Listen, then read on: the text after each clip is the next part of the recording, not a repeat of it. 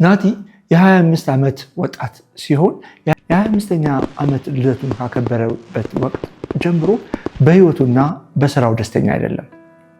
በዚህ ወቅት ደግሞ ሀዘን እና ደግሞ ትካዜ ውስጥም ያሳልፋል። ዲፕሬስድ ይሆናል። ኤንግዛይቲም አለበት። ለብቻው መሆንን ያዘውትራል ከሰዎች ጋር ከመሆን ይልቅ። እንደዚሁም ደግሞ ብዙ ጥያቄዎች አሉበት። ለምን፣ እንዴት የሚላቸው፣ ይህን ባደርግ ኖሮ ያን ብሰራ ኖሮ የሚላቸው ብዙ ጥያቄዎች አሉበት። እንግዲህ ናቲ እያለፈበት ያለው የህይወት ወቅት ወይም የህይወት ጊዜ ኳርተር ላይፍ ክራይሲስ ብለን እንጠራዋለን። ኳርተር ላይፍ ክራይሲስ ምንድን ነው? እንግዲህ ጥናቶች እንደሚያሳዩት ቃሉ በ2001 ዓመተ ምህረት አብይ የተባለች ተማሪ ከምርቃት በኋላ የገጠማትን የስሜት ቀውስ ለመግለጽ የተጠቀመችበት ቃል ነው። ከዛ ጊዜ አንስቶ እስካሁን ድረስ የኳርተር ላይፍ ክራይሲስ ተብሎ ይጠራል። እንግዲህ ኳርተር ላይፍ ክራይሲስ የሚፈጠረው ከአዶለሰንስ ወደ አደልትሁድ በምናደርገው የትራንዚሽን ወቅት ነው። አዶለሰንስ ማለት እንግዲህ ልጅነት ነው። አደልት የምንለው ደግሞ አዋቂ የምንለው ሰው ከልጅነት ወደ አዋቂ በምናደርገው ትራንዚሽን ላይ የሚፈጠር ክራይሲስ ነው ወይም ደግሞ ቀውስ ነው። በዚህ ክራይሲስ ውስጥ ወይም በዚህ ቀውስ ውስጥ የሚያልፍ አንድ ወጣት ተስፋ መቁረጥ ይሰማዋል። በራስ መተማመኑ ይቀንሳል። ህይወትን በተመለከተም ጥያቄዎች ይኖሩበታል። ስራውን በተመለከተ፣ ኑሮውን በተመለከተ ባደርገው ኖሮ የሚል ጸጸትን ጨምሮ እነዚህ ነገሮች በሙሉ ኤክስፒሪየንስ ያደርጋል በኳርተር ላይፍ ክራይሲስ ውስጥ የሚያልፍ አንድ ወጣት።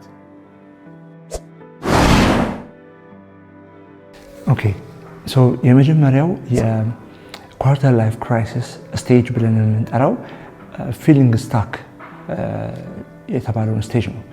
እንግዲህ ይሄ ፊሊንግ ስታክ የሚለው ሀሳብ እንዴት ነው? እንግዲህ ገጥሟችሁ እንደሚሆን አስባለሁኝ።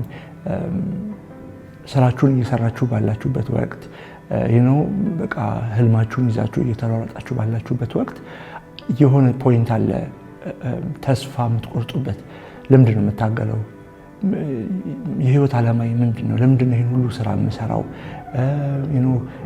ቫሊዩ አለው ወይ የሚል አይነት ጥያቄ ወደኛ ይመጣል። ብዙ ጊዜ ይሄ ኮዝ የሚሆነው ያው በእኛ ህይወት ውስጥ ሲባል አንደኛው ኮምፓሪዘን ነው። እንግዲህ ሶሻል ሚዲያ አሁን የደረሰበትን ስቴጅ እናውቃለን። አንድ ጥናት ላይ እንደሚያሳየው በዓለም ላይ 3 ቢሊዮን የሚጠጉ ሶሻል ሚዲያ ተጠቃሚዎች አሉ። እንግዲህ ከ3 ቢሊዮን ውስጥ 300 ሚሊዮኑ ሶሻል ሚዲያ አዲክቶች ናቸው። እና እንግዲህ አብዛኞቻችን አዲክሽን ውስጥ ገብተናል። አንዱ ማሳያ የሚሆነው የሶሻል ሚዲያ አዲክት ስለመሆናችን አንዱ ማሳያ ሊሆን የሚችለው ነገር እንግዲህ ጥናቶቹ እንደሚጠቁሙት በየ4.3 ደቂቃው ስልካችንን እያበራን ቼክ የምናደርገው ከሆነ ቴክስት ሳይላክልን ቮይስ ሜሴጅ ሳይመጣ ጀስት ስልካችንን እያበራን ቼክ የምናደርገው ከሆነ አዲክሽን ውስጥ እንደሆነን እንግዲህ ጥናቶች ይጠቁማሉ። አሁን ላይ ሁላችንም እንደምናደርገው በትራንስፖርት ውስጥ ይሁን በመንገድም ላይ ይሁን ምግብም እየበላን ይሁን ኤቭሪዌር ስክሮል እያደረግን ነው እንግዲህ የምናሳልፈው እና አንዱ ለዚህ ለኮምፓሪዝን ተጠቂ በጣም ያደርገናል።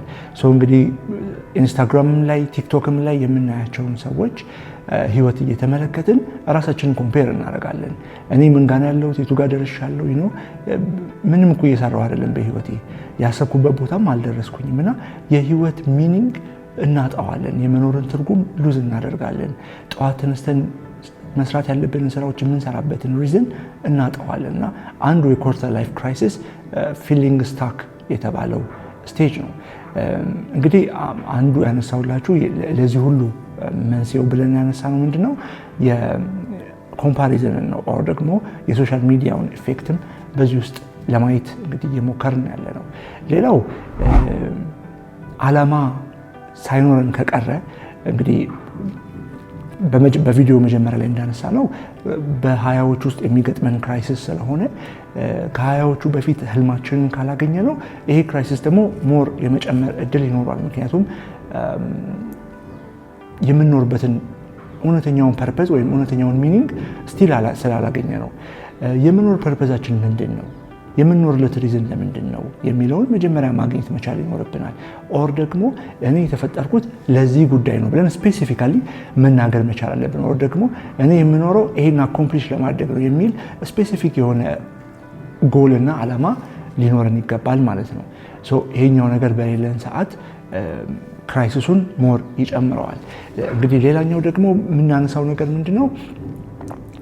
ይሄ ክራይሲስ ከሁሉም ህይወታችን አቅጣጫ ነው የሚመነጨው። አሁን ለምሳሌ ከስራችን፣ ከትምህርታችን፣ ካሉን ሪሌሽንሺፖች አንጻርም ይመነጫል።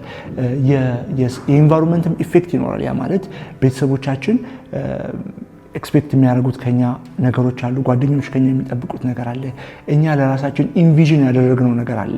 ተመርቄ ከዛ ስራ ይዤ ብለን ያሰብናቸው ነገሮች አሉ።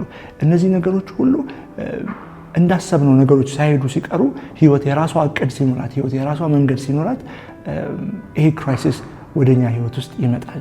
በጣም ዲፊካልት ያደርገዋል። ምክንያቱም በጣም አምቢሽየስ ሆነን ተምረን ሩጫችን መሮጥ ያለብንን ሩጫዎች ሮጠን በቃ ከተመረቅን በኋላ ብዙ ዋጋ ከፍለን ከተመረቅን በኋላ ስራ አገኘው ባልንበት ሰዓት ወይም ደግሞ የስራ ማጣትም ይሄ አንዱ ኮዝ ያደርገዋል። ወይም ደግሞ ተመርቆ ወጥቶ ስራ ለማግኘትም ወደዚህ ክራይሲስ ውስጥ እንድንገባ ያደርገናል። ምክንያቱም እንደዛ ለፍቼ እንደዛ ሰርቼ በቃ ራእዬስ እንዴት ሊሆን ነው ስራ ማግኘት ካልቻልኩ የሚል ሌላ ስጋት፣ እንደዚሁም ደግሞ ከዚሁ ጋር ተያይዞ ደግሞ ሌላ ደግሞ ኬዝ አለ። የምንወደውን ስራ መስራትና ኦር የተመረቅንበትን የተማርንበትን ስራ መስራት መቻልና አለመቻል እሱም ራሱ እዚህ ክራይሲስ ውስጥ ይገባል። ስራ ብናገኝ ራሱ ከተመረቅንበት ፊልድ ውጪ ከሆነብን ጥያቄ ውስጥ ይከተናል። ለምን ማለት እንደዛ ሁሉ ዋጋ የከፈልኩት 3 ዓመት 4 ዓመት 5 ዓመት የተማርኩት በማልወደው ወይም በማልፈልገው ነገር ውስጥ ገብቶ ለመስራት ነው ብለን ራሳችንን ጥያቄ ውስጥ እንከተዋለን። እነዚህ ሁሉ ክራይሲሶች እንግዲህ የሀያዎቹ ውስጥ የሚከሰት ነው። በተለይ ደግሞ በጣም ኤፌክቲቭ እና ፍሬያማ መሆን በሚገባን ሰዓት ሀፕን የሚያደርግ ስለሆነ እንግዲህ ይሄ ኖርማል የሆነ በሰዎች ሁሉ ህይወት ውስጥ ሀፕን የሚያደርግ ክራይሲስ ነው። እንግዲህ የመጀመሪያው ስቴጅ ፊሊንግ ትራፕድ ነው ብለናል። የመጀመሪያው ስቴጅ ፊሊንግ ትራፕድ ብለናል። ስለሱ ተመልክተናል እና የትም እንዳልሄድን ፊልም እናደርግበት ምንም ነገር አኮምፕሊሽ እንዳላደረግን የሚሰማን ምንም እንኳን ብዙ ዋጋ ከፍለን የኤሌመንተሪ ሃይ ስኩል ጨርሰን ዩኒቨርሲቲ ጨርሰንም እንኳን ቢሆን እዛ ጋር የደረስነው ነገር ግን ምንም እንዳልሰራን ፊልም እናደርግበት እንደዚህ አይነት ይሄ ዋጋ የለኝም የሚል አይነት ስሜት የሚፈጠርበት የህይወታችን ሲዝን ነው። እንግዲህ ይሄን ነገር ሼር ለማድረግ በጣም ያሰብኩት ብዙ አድቫይስ ከማደርጋቸው እንደዚሁም ደግሞ ከራሴም ህይወት ተሞክሮ በመነሳት ነው። ምክንያቱም ብዙ አልተወራበትም ይሄ ኢሹ በራሱ። ምክንያቱም ብዙዎቻችን በሀያዎቹ እድሜዎቻችን ውስጥ በጣም እንደዚህ አይነት ሴንስ ኦፍ ፐርፐዝን ሉዝ ያደረግንበት አይነት እንደዚሁ ዝም ብለን የምንወጣ የምንገባ የመሰለን አይነት ህይወት ስላሳለፍን የመጀመሪያው ስቴጅ እንግዲህ ፊሊንግ ሎስት ነው ብያለሁ። ሁለተኛው ስቴጅ ላይ ስንመጣ እንግዲህ ሰፓሬሽን የተባለው ስቴጅ ነው። ይሄ ምንድነው? ይሄኛው ስቴጅ የሚደረገው እንግዲህ መጀመሪያ ስታክ እንዳደረግን ፊል እናደርጋለን። ከዛ ኋላ ግን ራሳችንን እንለጥነዋለን። ከሰዎች ጋር ብንስቅም ብንጫወትም ጓደኞቻችን እንደው ባጠገባችንም እንኳን ቢኖሩ ቤተሰብም ቢኖር ግን ተነጥለን ለብቻ አይነት ዲፕሬሽን ውስጥ እንገባለን። ኦር ደግሞ የውስጥ ትካዜ ሀዘን ውስጥ የምንገባበት ስቴጅ ነው ማለት ነው። ኤንግዛይቲ ኤንድ ዲፕሬሽን አታክ ያደርገናል በዚህ ስቴጅ ላይ። ብዙ ጥናቶችም ይህንን ሰፖርት ያደርጉታል። በጣም ከባድ ወቅት ነው የሀያዎቹ ስፔሻሊ አጋማሹ እስከ 30 ባለው ወይም ደግሞ ከመጀመሪያው ሀያዎቹ ኦልሞስት 24 ጀምሮ ይሄ ነገር ኮዝ ያደርጋል። ምክንያቱም አስተውላችሁ ከሆነ አብዛኞቻችን በ23 በ24 ዓመታችን ከግቢ እንወጣለን፣ ተመርቀን እንወጣለን። እንግዲህ ከዚህ በፊት ለማንሳት እንደሞከርኩት የሪስፖንሲቢሊቲ መብዛት አንዱ ተጨማሪ ኮዝ ሊሆን ይችላል ለዚህ ጉዳይ። ምክንያቱም በፊት አዳፕት ካደረግነው ኮምፎርታብል ከሆነ ህይወት ወተን አብዛኞቻችን ነው በራሳቸው በጣም ብዙ ስትራግል የሚያደርጉ ልጆች አሉ። በእርግጥ ኮምፎርት ውስጥ ያሉን ልጆች አሉ ከዛም ከሀያዎቹም በፊት። ግን አብዛኞቻችን በቤተሰብ ስር ስለሆነ የምናድገው ከቤተሰቦቻችን ጋር ስለሆነ የምናሳልፈው ቤተሰብ አብዛኛውን ነገር ከቨር የማድረግ ነገር ይኖረዋል። ከዛ በኋላ ነው የጥያቄ የሚመጣው። ስፔሻሊ ደግሞ ሪሌሽንሺፕ ዋይዝ የትዳር ጉዳይ ደግሞ ሲነሳ ሌላ ጉዳይ ይሆናል። ምክንያቱም ፋሚሊ እና ሶሳይቲ በጣም ኤክስፔክት ያደርጋል። በሀያዎቹ ስንገባ እንግዲህ አሁን ትዳር መመስረቻ ጊዜ ነው፣ እንትን ማድረጊያ ጊዜ ነው፣ አሁን ማስተርስ መማሪያ ጊዜ ነው የሚለው የሶሳይቲ ኤክስፔክቴሽን በራሱ ትልቅ ሎድ ያመጣል። ይሄ ደግሞ ወደ ምን ያወስደናል? ራሳችንን ሰፓሬት እንድናደርግ ያደርገናል። እና ሶስተኛው ስቴጅ ኤክስፕሎሬሽን የተባለው ስቴጅ ነው። እንግዲህ ኤክስፕሎሬሽን ስቴጅ ላይ ምንድነው እንግዲህ ያ ሰው ራሱን ለይቶ ስለ ራሱ ማሰብ የሚጀምርበት ነው ብለናል። ሁለተኛው ስቴጅ ላይ ሰፓሬሽን ያለው ስቴጅ ላይ ለብቻ ቁጭ ብለን የምናስብበት ማሰብ የምናዘወተርበት መተከዝ የምናዘወተርበት ወቅት ነው።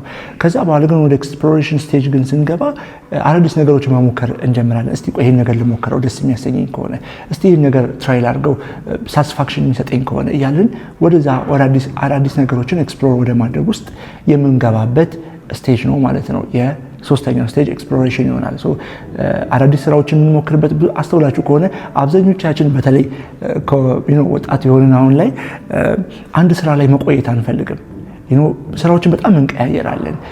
ሜይ ቢ ተመርቀን 5 ዓመት 6 ዓመት ከሆነን 4-5 ስራዎች ቀያየረን አዳዲስ ስራዎችን መቀያየርም እንዳለ ሆኖ ደግሞ አዲስ ከተማ ሄዶ ለመኖር መፈለግ ይኖራል። ስፍራ የመቀየር ፍላጎት ይኖራል። 20s በዚህ አይነት አስቸጋሪ በሆኑ ክራይሲስ ውስጥ የምናልፍበት ወቅት ነው። የመጨረሻው ስቴጅ እንግዲህ ሪስታርት የምናደርግበትና ሪቢልድ የምናደርግበት ነው። ይህንን ሴንስ ኦፍ ሎንሊነሱን አስቸጋሪ የሆነውን ዲፕሬሽን ኤንግዛይቲ አልፈን ደግሞ እንደገና ህይወታችንን ቢልድ ማድረግ የምንጀምርበት ስቴጅ ነው ማለት ነው። አራተኛው ስቴጅ የሚሆነው እንግዲህ ኳርተር ላይፍ ክራይሲስ በእነዚህ 4 የተለያዩ ስቴጆች ውስጥ የሚያልፍ ነው።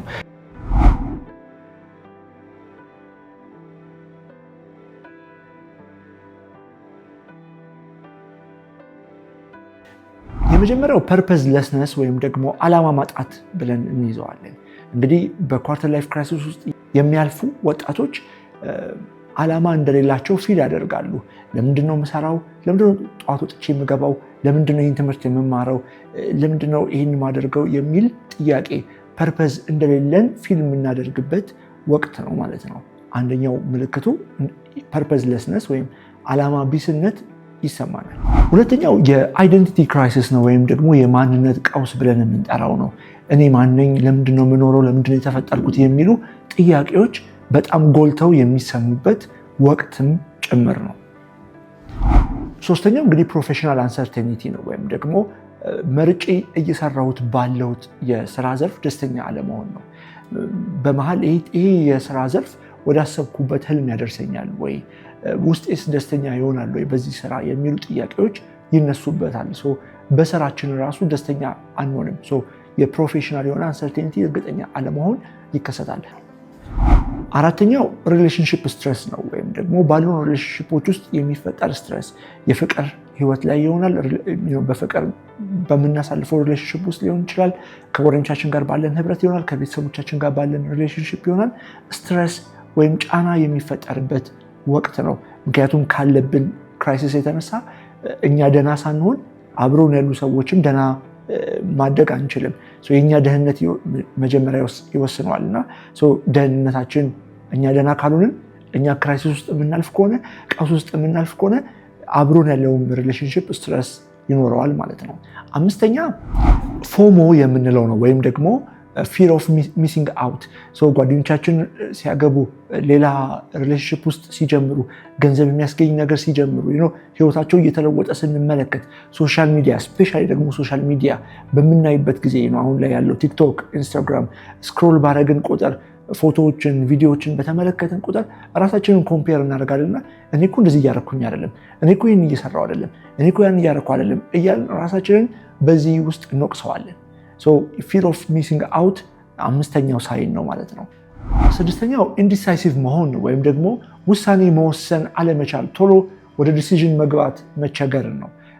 አስተውላችሁ ከሆነ እድሎች ራሱ ወደኛ ህይወት ሲመጡ በዛ በኳርተር ላይፍ ክራይሲስ ወይም ደግሞ ከሀያዎቹ አጋማሽ ጀምሮ እስከ 30 ዓመት ባለው ጊዜ ውስጥ የሚፈጠር ነውና በዛ ታይም ውስጥ የሚመጡልን ኦፖርቹኒቲዎች ራሱ ወዲያው ዲሳይድ ለማድረግ እንቸገራለን። በጣም ሀሳቡ ይይዘናል።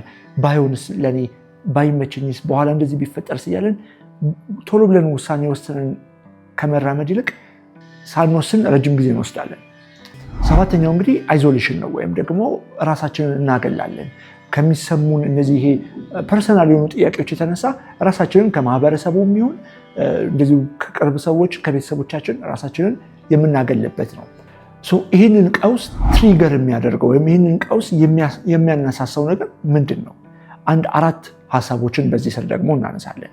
የመጀመሪያው የጃብ ዲሳቲስፋክሽን ነው፣ ወይም ደግሞ በምንሰራው ስራ ደስተኛ አለመሆን። እንግዲህ ከትምህርት ዓለም ኦልሞስት 15 ዓመት አካባቢ የወሰደ የትምህርት ቆይታ አለን።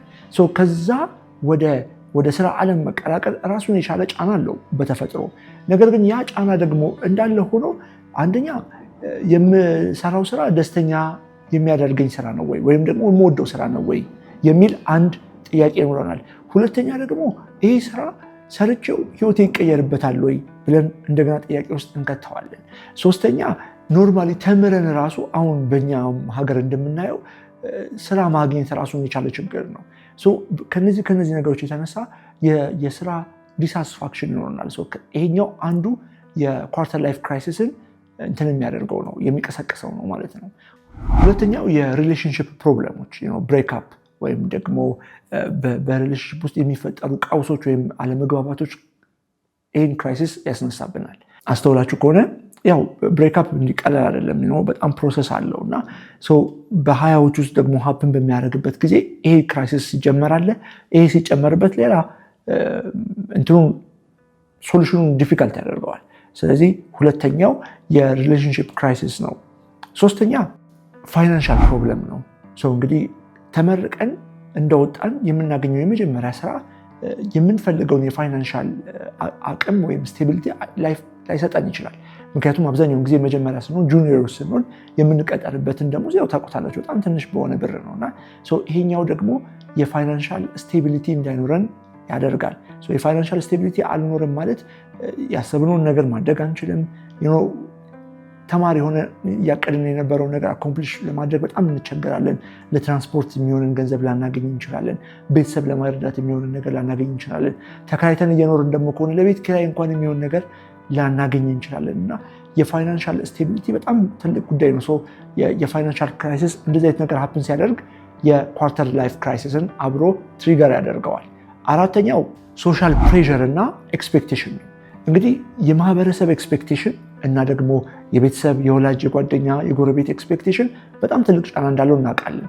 ያው ገና ተመረቀን እንኳን ከመውጣታችን ስራ አገኘክ የሚሉ ጥያቄዎች በራሱ ምን ያህል ከባድ እንደሆኑ ሁላችንም ኤክስፒሪየንስ ያደረግነው ነው። ከዛ ደግሞ እንግዲህ ያው ታውቁታላችሁ የኛን ማህበረሰብ ማለት ገና ተመረቀን ከመውጣታችን በል እንግዲህ አሁን ተመርቀሃል፣ እድሜም ደርሰዋል፣ እስቲ ደግሞ አጋደን ፈልግና እስቲ ደግሞ ለሰርግ ጥራን ደግሞ እስቲ ልጅ ውለድ፣ ያገቡትን ደግሞ እንደዚሁ ልጅ የወለዳችሁ እንዴት ሆነ የሚል ጥያቄ ከማህበረሰቡ ይመነጫል። እነዚህ ራሳቸውን የቻለ ጫናዎች አላቸው። ወላጅ፣ ጎረቤት ደግሞ የእንትና ልጅ አትመለከተውም፣ እንደዚህ አድርጎ እንደዚህ ሆነለት እኮ እንትና እኮ እንደዚህ ሆነ፣ እንደዛ ተሳካለት፣ እዚህ ሀገር ሄደ ሲሉ ራሳችንን ቅድም ካነሳነው ኮምፓሪዝን ውስጥ እንከተዋለን። የሶሻል ኤክስፔክቴሽን አንዱ ይህን ክሬት የሚያደርገው ነገር ነው። አምስተኛው አዳዲስ ኃላፊነቶች ሲጨመሩብን ነው። ኒው ሪስፖንሲቢሊቲ ሲመጡ ይሄ ኳርተር ላይፍ ክራይሲስ አብሮ ትሪገር ይሆናል። እንግዲህ የ20ዎቹ ታውቃላችሁ ብዙ ነገር ሀፕን የሚያደርግበት ስለሆነ ሪሌሽንሺፑ ስንገባ፣ አዲስ ስራ ስንይዝ፣ አዲስ ትምህርት ስንጀምር እነዚህ ትሪገር ያደርጉታል። ምክንያቱም አዲስ ሪስፖንሲቢሊቲ ስለሆነ ቢበላሽብኝስ፣ እንደዚህ ቢፈጠርስ፣ ባይሳካልኝስ የሚሉ ስጋቶች በራሳቸው ይህን ክራይሲስ ያመጡታል።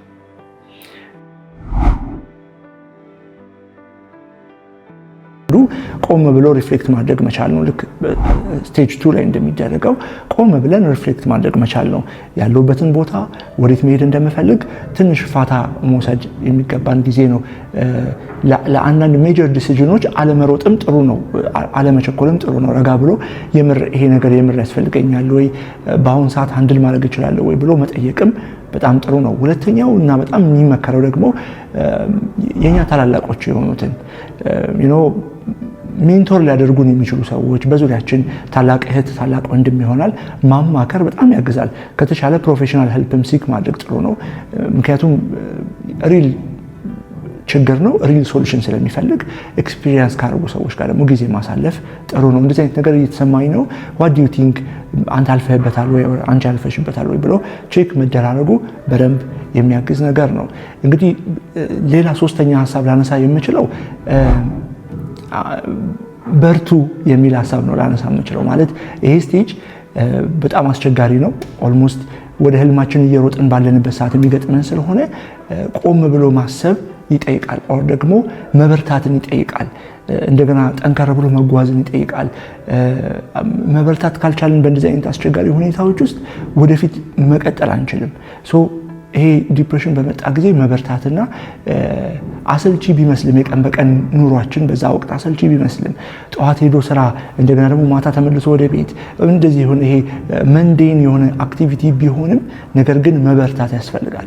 በቃ የምንኖርለት ዓላማ አለን፣ የምንሰራበት ምክንያት አለን። ለዛ ዓላማና ለዛ የህይወት ምክንያታችን ጠንክረን መሮጥ ያስፈልገናል። it's just a stage of life የምናልፍበት የህይወት ምዕራፍ ነውና ያልፋል። እና አይዟችሁ just like አይዞን እንበርታ ጠንከር ማለትን ይጠይቃል። እሱን ማድረግ ከኛ ኤክስፔክት የሚደረግ ነገር ይሆናል። ጉዞ ቀላል ባይሆንም ነገር ግን ደግሞ በመበርታት ውስጥ የምናልፍበት ነው። ከበደኝ በሚቀጥለው ቪዲዮ እስክንገናኝ መልካም ሳምንት።